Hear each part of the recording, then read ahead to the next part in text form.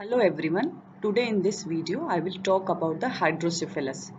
Whenever a child is coming with the large head, we should suspect hydrocephalus. It is one of the differential diagnosis of the large head. Hydrocephalus is the dilatation of ventricular system due to imbalance between production and absorption of CSF with or without increase in CSF pressure. CSF pathway. CSF is secreted by choroid plexus into the ventricle by ultrafiltration and active secretion. Then CSF passes from lateral ventricle to the third ventricle by foramen of Monro. From third ventricle to the fourth ventricle by aqueduct of Sylvius. Then from fourth ventricle to the basal cistern by foramen of Luschka and Migendi. Then finally from basal cistern to the cerebral and spinal subarachnoid space where it is absorbed by arachnoid villi into the venous channel. This pathway is very important to remember because whenever there is a obstructive type of hydrocephalus, then the ventricle above the level of obstruction will be dilated. About 20 ml CSF is secreted in 1 hour and the turnover is 3 to 4 times per day. In communicating type, there will be no block in the CSF pathway. It can be due to decreased reabsorption of CSF or excess production of the CSF in the papilloma of choroid plexus. While in the non-communicating or obstructive type, there will be a block at any level of ventricular system, commonly at the aqueduct of Sylvius or foramen of Luschka and Migendi. So ventricles are dilated above the level of obstruction. There are various causes of hydrocephalus. It is broadly divided into congenital causes, congenital hydrocephalus, and acquired causes, acquired hydrocephalus. Causes of congenital hydrocephalus are intrauterine infection, example rubella, cytomegalovirus, toxoplasma. All these can lead to the hydrocephalus. Intracranial bleed or intraventricular hemorrhage during newborn period can also lead congenital hydrocephalus. Congenital midline tumor which obstruct the CSF flow can also causes the congenital hydrocephalus. Some congenital malformation, example aqueduct stenosis. This is most common cause of congenital obstructive hydrocephalus, in which the dilatation of lateral ventricle and third ventricle occurs. Dandy-Walker syndrome, in which the posterior fossa will be malformed. So, cystic dilatation of the fourth ventricle with the cerebellar agenesis or hypoplasia will be there. Arnold-Chiari malformation type 2. There are two types of Arnold-Chiari malformation, in which the type 2 is present at the time of infancy, in which congenital hydrocephalus with the meningomyelocele will be the presentation at the time of birth. So in this picture you can see the fourth ventricle is dilated. This is the picture of Dandy-Walker syndrome. Causes of acquired hydrocephalus are tuberculosis, pyogenic meningitis, post-intraventricular hemorrhage can also lead. Posterior fossa tumor, example medulloblastoma, can obstruct the CSF flow and can lead to the acquired hydrocephalus. Arteriovenous malformation can lead hydrocephalus ex vivo. This is the condition in which the dilated ventricle is because of cerebral atrophy. Pathology of hydrocephalus. Due to uneven dilatation of the ventricle, ependymal lining of the ventricle will be disrupted and periventricular ooze will be there. Subependymal edema can occur. Ultimately, if the ventricle will be dilated further, white matter will be compressed, and if not reversed at that time, later cortical atrophy can occur. But this process is reversible on early treatment. There are various clinical features of hydrocephalus. In this picture, you can see the child is having the large head. So, enlarged head size, you can see in this picture. Delayed closure of fontanelle and suture will occur in hydrocephalus. Abnormal skull contour will be there as seen in this picture. Prominent scalp vein will be the characteristic of hydrocephalus. Sunset sign in which the sclera above the cornea become visible in case of hydrocephalus. Normally this is not visible and upward gaze is impaired in the hydrocephalus.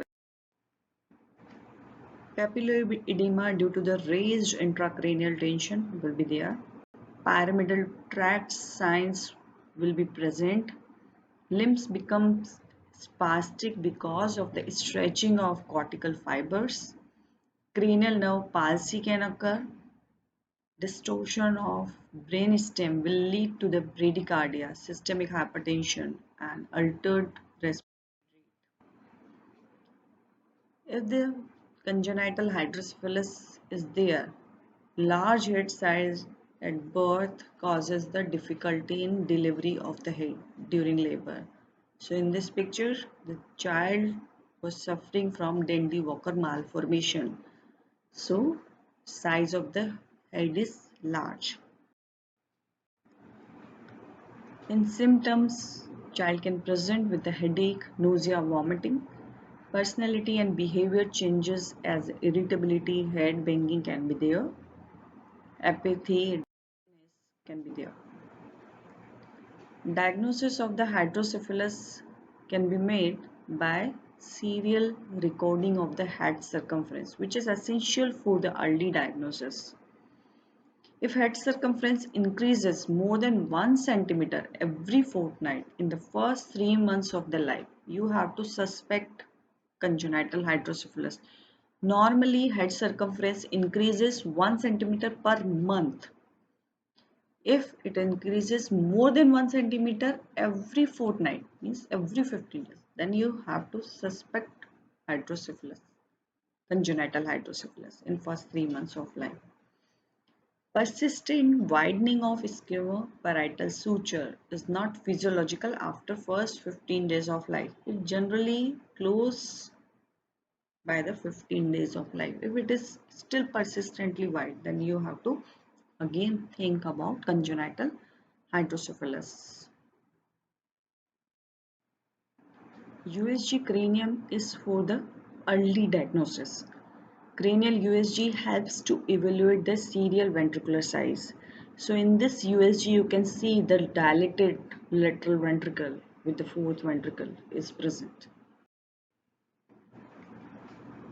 CT brain is helpful to evaluate the cortical mental, periventricular ooze and etiology of the hydrocephalus.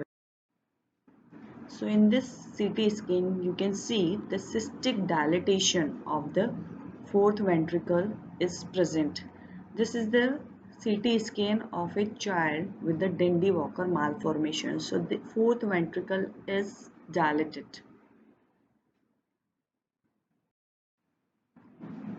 In this picture, MRI is showing unilateral dilated lateral ventricle. This is because of the cortical atrophy is present unilaterally. So only one lateral ventricle is dilated, known as hydrocephalus ex vicu. There are various differential diagnoses of large head, example megalencephaly, in which the brain tissue is enlarged.